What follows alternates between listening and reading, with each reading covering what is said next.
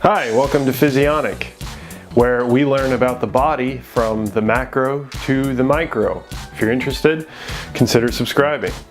With that said, today we're going to be discussing protein intake, specifically for high intensity training. If you're a bodybuilder, if you're a sprinter, if you're some sort of athlete, football player, things of that nature, then this is the video for you. We're going to cover actual numbers and why the protein requirements are as high as they are. So, without further ado, in a short, sweet, science-based video, let's jump into it.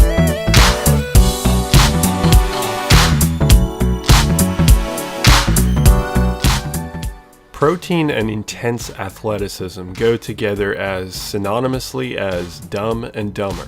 Yeah.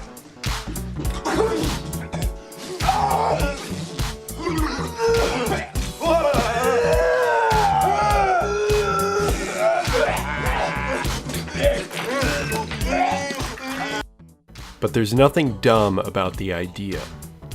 Athletes need protein for legitimate reasons that go beyond the ordinary. I mean, think about it. Nutrition should reflect the activity one engages in, and athletes are anything but ordinary. Extraordinary power, extraordinary beauty, and extraordinary speed lead to extraordinary demand on the physique. So nutrition scales pretty well, yet some believe a person needs 400 or even 500 grams of protein, which is nonsensical for 99.9% of the population, even for more advanced athletes. The reality is, protein needs increase with increased intensity and volume of the activity, but not insanely so. Then, how much? This simple question comes down to two scenarios. Scenario 1, you're trying to increase performance by consuming at or above your energy, that's to say, calorie needs. Because you are eating at your energy needs, you are typically consuming less protein, considering cellular energy state is presumably leaning more anabolic than catabolic.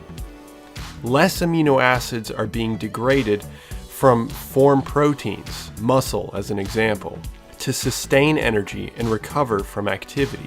So, with energy demand met, practically, we're talking eating at or above your total daily energy expenditure. Your protein requirements are typically 1.76 grams per kilogram of body weight. That's 176 grams of protein a day for a 100 kilogram person, as a reference. Scenario 2, you're trying to maintain performance while leaning down for an event. In this situation, you would need to be in an energy deficit, leading to weight loss. And as such, your cells will catabolize more amino acids and protein synthesis will be less readily upregulated by cellular energy state.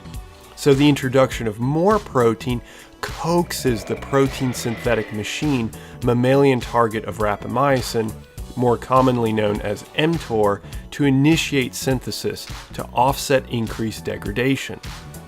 You should be aiming for 2.3 to 3.1 grams per kilogram of a lean mass, in the higher range as you decrease energy intake further.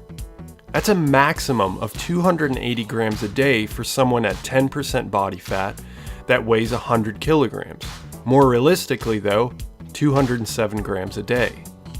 So, with these numbers in mind, hopefully you can begin to structure your nutrition in an efficient manner that fills your system with readily available amino acids to perform and, importantly, recover for any high-intensity event.